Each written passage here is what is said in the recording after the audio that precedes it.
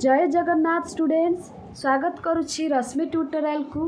तो गत काली ठारू आपण मानकर बीडी आउ बीएचडी आउ एमईडी रो अपडेट आसी जाइछि। एंट्रेंसटा आपण मानकर घुंची जाइछि। तो काली किछि व्यस्तता भितर सीपीटी रो अपडेट देली, ता सहित व्यस्तता भितर आपण मानक ए अपडेट देई पार नथिली, किंतु एई अपडेट टी आपण मानक पई वेरी वेरी इंपोर्टेंट। तो आपण मानक एठी देखै दउछि नोटिफिकेशनटा government of Odisha higher education department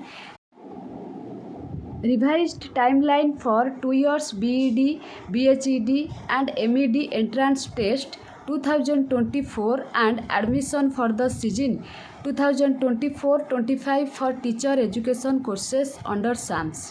Revised timeline for entrance test 2024 and admission into 2 years BED, BHD, MED courses at the teacher education institutions for the academic year 2024-25 under project student academic management system jota SAMS is given below. Any changes in the timeline will be published in the newspaper as well as the आपण मानकर newspaper भी update हबो, जोटा कि थिला आपण मानकर entrance 23 जुलाई रे हैला।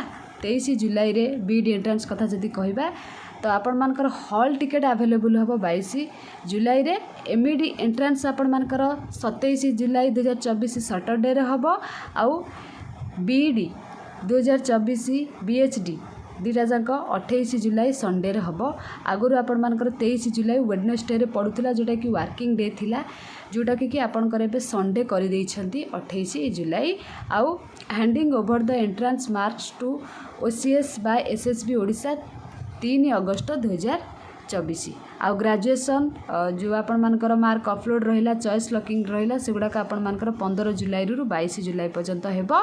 ता सहित publication entrance test score and publication of provisional allotment of seats different rounds परे डेटा जना जिवो। जनइले मु आपण मानक इन्फॉर्म करी, जेहेतु यहाँ इंपोर्टेंट अपडेट थिला आपण मानक सहित शेयर करदेली। तो जमीती पाठपढ़ा चालू रखी से भाया आपण मैंने पाठपढ़ा चालू रखि था। तो यहाँ जेहेतु इंपोर्टेंट अपडेट थिला आपण मानक इंपोर्टेंट अपडेट देदेली। Thank you all.